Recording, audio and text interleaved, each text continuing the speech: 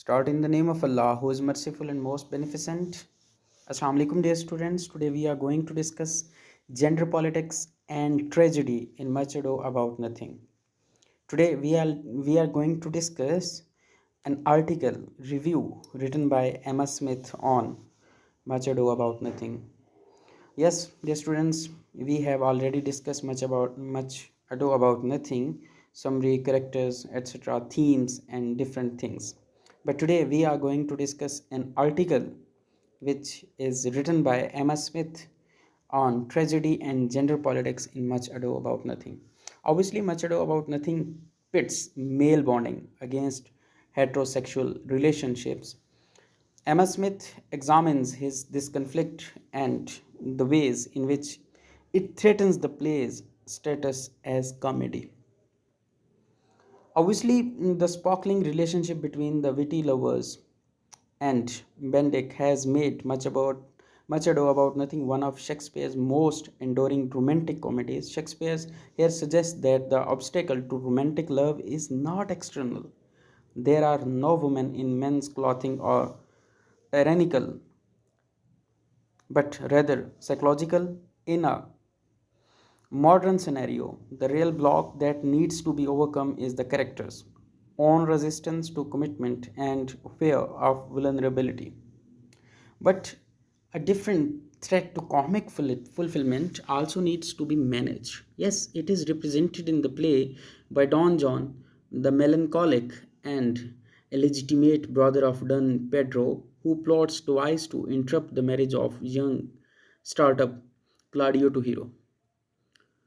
Yes, first of all, we'll discuss male bonding. Obviously, Donjon credits Claudio with all the glory of my overthrow, thus framing his own destructive behavior within a networking of male relationship. We tend now to think that romantic comedy as a genre consumed by women, but in the early modern period, it was directed at young men.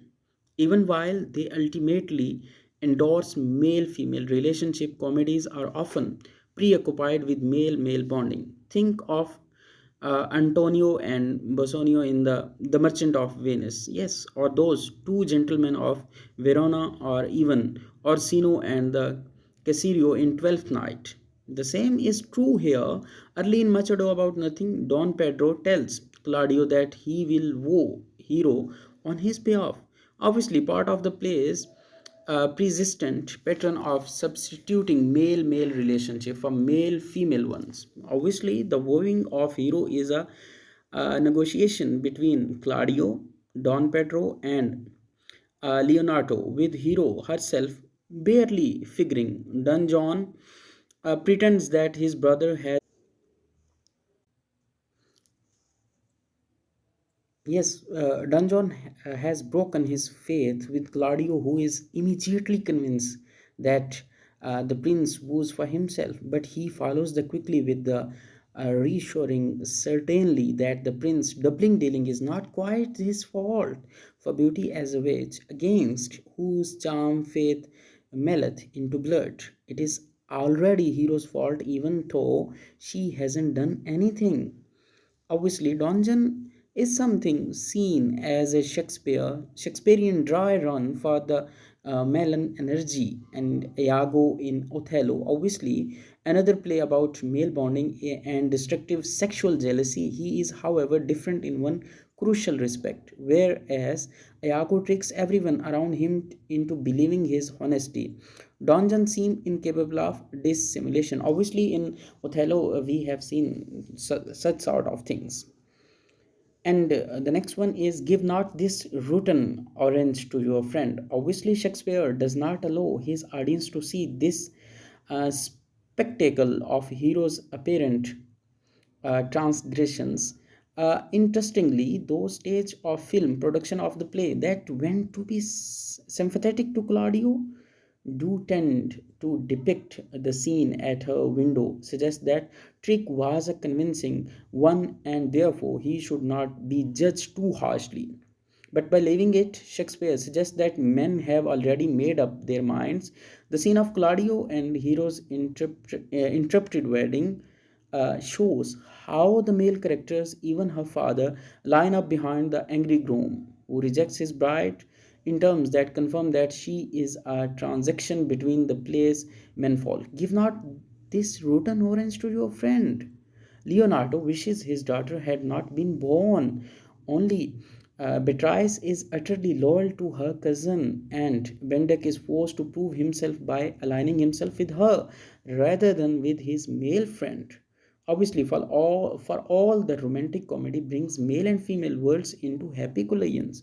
Here in Machado, about nothing, those gender worlds are constantly set apart at the wedding that or to join men and women together, sexual politics are at their most sharply opposed. Perhaps one element of Shakespeare's changing concept of the shape of his play is relevant here. The first quarter of 1600 uh, begins with an entrance for Leonardo and Enogon, his wife. Enogon is a goose character, obviously, apparently part of Shakespeare's original conception of the family unit, but when one who has revised out of the narrative as it proceeded. So, the last one is comedy and tragedy. Shakespearean comedy is a world in which woman's desire and agency tends to triumph, whereas tragedy is largely masculine sphere in which women are structural subordinates. The spoiled wedding in Act 4 of Machado about nothing,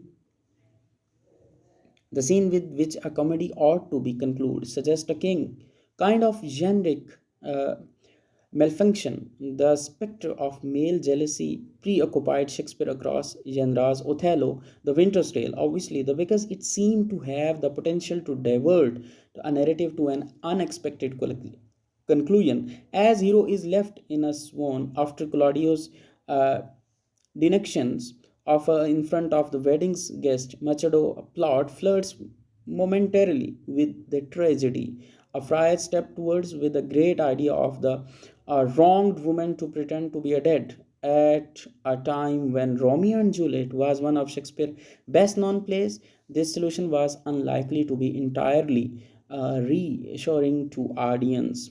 So, but the ultimate insulation against tragedy is both structural and theoretical.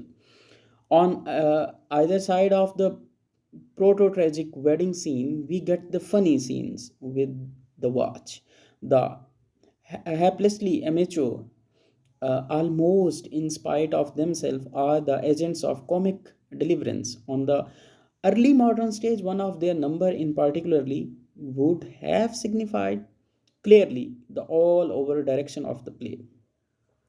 So this is the thing. This we can say it looks backwards to the more obviously problematic gender politic of the taming of the shrew. Just as look forward to Shakespeare ongoing interest in male rivalries. And that victory is itself questionable. Most edition of the play transferred the line in the final scene, "Peace, I will stop your mouth," from a Leonardo to Bendick, interrupting it as a cue for kiss. So, is this silencing of the play's witty female character the final mutual expression of the romantic fulfillment? So, uh, at the end, Emma Smith is a professor who is basically